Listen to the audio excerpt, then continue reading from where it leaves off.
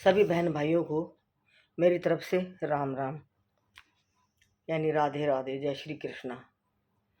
मेरे प्यारे बहन भाइयों, मैं आपको पाप मोचनी एकादशी का मातम सुनाने जा रही हूँ।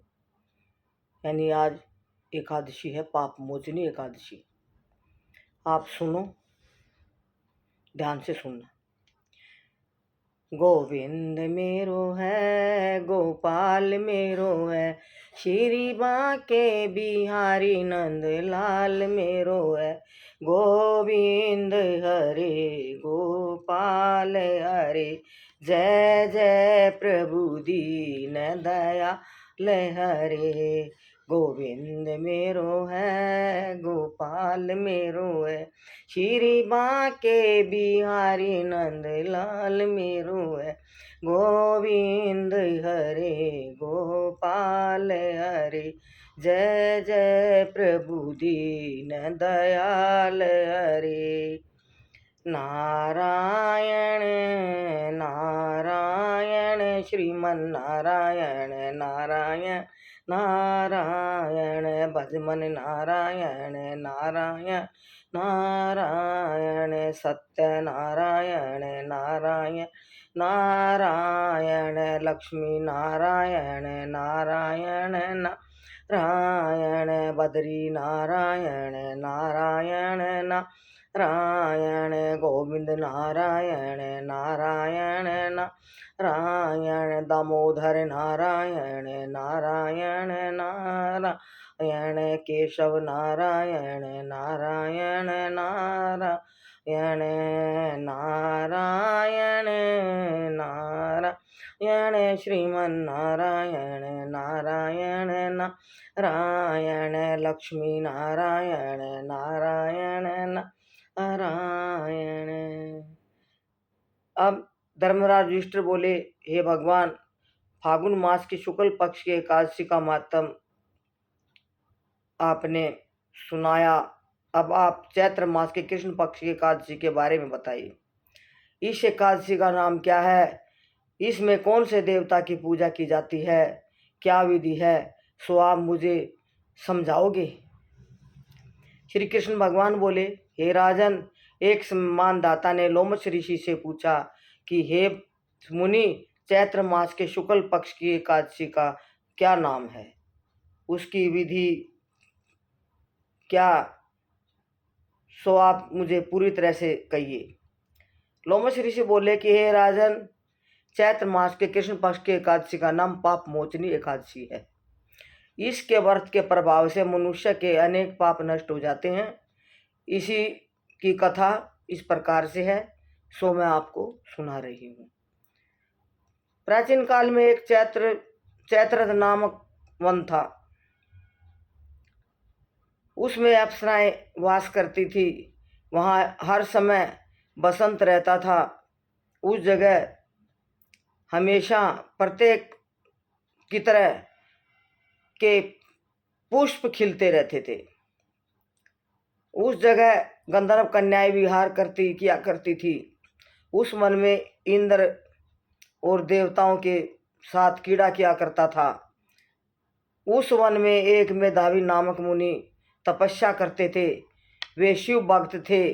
एक दिन मंजूर घोषा नामक एक अप्सरा उनको मोहित करने के लिए सितार बजाकर मधुर मधुर गाने लगी। उस समय शिव के शत्रु अनंग कामदेव, यानी वे भी शिव भक्त मेधावी मुनि को जीतने के लिए तैयार हुए। कामदेव ने उस सुंदर अप्सरा के भ्रूण का धनुष बनाया, कटाक्ष को उसकी प्रत्यंचा डोरी बनाई, यानी उसके नेत्रों को उस मंजू घोषा अप्सरा को सेनापति बनाया। इस तरह कामदेव अपने शत्रु भगत को जीतने को तैयार हुआ। उस समय मेधावी मुनि भी एक हष्ट पुष्ट थे। उन्होंने यज्ञोपवीत दंड धारण कर रखा था।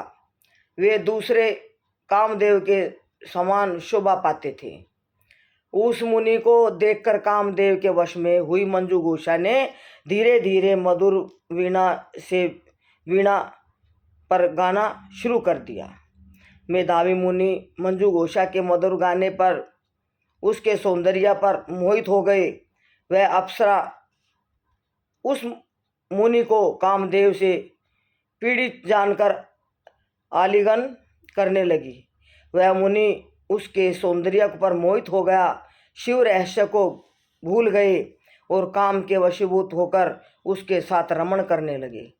उस मुनि को काम के वशीभूत होने के कारण उस समय दिन रात्रि का कुछ भी ध्यान न रहा, परंतु जब तक रमण करते रहे, एक दिन मंजू घोषा उस मुनि से बोली कि हे मुनि, अब मुझे बहुत समय हो गया है, स्वर्ग जाने की आज्ञा दीजिए। उस अप्सरा के सभी ऐसे वचनों को सुनकर मुनि बोले, हे सुंदरी, तू जो आज इसी संध्या को आई है, अभी प्रातः काल तक ठहरो। मुनि के ऐसे वचनों को सुनकर अप्सरा उनके साथ रमण करने लगी और बहुत समय बीता दिया। फिर उसने मुनि से कहा, हे देव, अब आप मुझे स्वर्ग जाने की आज्ञा दीजिए। मुनि बोले, अभी तो कुछ भी समय नहीं हुआ है, अभी कुछ देर ठहर। उस पर अप्सरा बोली, हे मुनि, आपकी रात्रि तो बहुत लंबी है, अब आप सोचिए कि मुझे आपके पास आए कितना समय हो गया है। उस अप्सरा के वचनों को सुनकर मुनि को ज्ञान प्राप्त हुआ और समय का विचार करने लगा। जब रमण करने से उसका प्रमाण 57 साल 7 माह 3 दिन ज्ञात हुआ, तो उस अप्सरा को बोलने लगा कि हे को काल का रूप समझने, वो अप्सरा को काल का रूप समझने लगा। वह महान क्रोधित हुए और उस तप का नाश करने वाली अप्सरा को की तरफ देखने लगे। उनके अधर कांपने लगे और इंद्रियां व्याकुल होने लगी। अब मुनि उस अप्सरा से बोले, रे दुष्ट, मेरे तप को नष्ट करने वाली, तू अब मेरे श्राप से पिशाचनी हो जा। तू महान पापिन और दुराचारणी, तुझे धिक्कार है। उन मुनि के क्रोध से श्राप से वह पिशाचिनी हो गई। तब वह बोली, हे मुनि, अब मुझे पर क्रोध को त्याग कर प्रसन्न हो जाओ और श्राप का निवारण कीजिए। विद्वानों ने कहा है, साधुओं की संगत अच्छा फल देने वाली होती है, इसलिए आपके साथ मैंने बहुत समय, बहुत यानी वर्ष बिताए हैं। अब आप मुझ पर प्रसन्न हो जाइए। अब मुनि को कुछ शांति मिली और उस पिशाचिनी से बोले, रे दुष्टी, तूने मेरा बड़ा बुरा किया है, परंतु फिर भी मैं श्राप से छूटने का उपाय बतलाता हूँ। चैत्र मास के कृष्ण पक्ष की जो एकादशी है, उसका नाम पाप मोचनी एकादशी है। उस एकादशी का व्रत करने से तू पिशाचिनी की देह से छूट जाएगी। इस प्रकार मुनि ने उसको सारी विधि बतलाई और अपने पापों के प्रायश्चित के लिए अपने पिता च्यवन ऋषि के पास गए। च्यवन ऋषि बोले, पुत्र मेधावी को देखकर बोले, रे पुत्र, यह तूने क्या किया? तेरे सारे तप नष्ट हो गए। मेधावी बोले, हे पिताजी, मैंने बहुत बड़ा पाप किया है, आप उससे छूटने का कोई उपाय मुझे बताओ। च्यवन ऋषि बोले, हे पुत्र, तुम चैत्र मास के कृष्ण पक्ष की पाप मोचनी नाम की एकादशी का विधि पूर्वक भक्ति भाव से व्रत करो, इससे तुम्हारे सारे पाप नष्ट हो जाएंगे। पिता के ऐसे वचनों को सुनकर मेधावी ऋषि ने अब पाप मोचनी एकादशी की विधि पूर्वक उपासना किया और व्रत किया।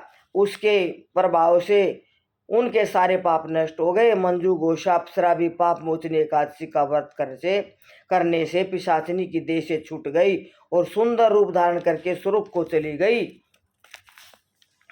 सुंदर लगी। लोमश ऋषि मुनि बोले, हे राजन, इस पाप मोचनी एकादशी के प्रभाव से सारे पाप नष्ट हो जाते हैं। इंसान के इस एकादशी की कथा के सुनने या पढ़ने से 1000 गौदान के फल मिलता है। इस व्रत के करने से ब्रह्म हत्या करने वाले, स्वर्ण चुराने वाले, मद्यपान करने वाले,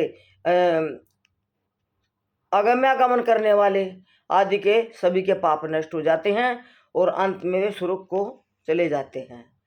नारायण नारायण श्रीमन नारायण नारायण नारायण भजमन नारायण नारायण नारायण। गोविंद मेरो है गोपाल मेरो है, श्री बांके बिहारी नंद लाल मेरो है। गोविंद हरे गोपाल हरे, जय जय प्रभु दीन दयाल हरे, जय जय प्रभु दीन दयाल हरे। गोविंद मेरो है गोपाल मेरो है, श्री बांके बिहारी नंद लाल मेरो है। गोविंद हरे गोपाल हरे, जय जय प्रभु दीन दयाल हरे, जय जय प्रभु दीन दयाल हरे, जय जय प्रभु दीन दयाल हरे। बोलो पाप मोचने एकादशी की जय, सभी भक्तों की जय।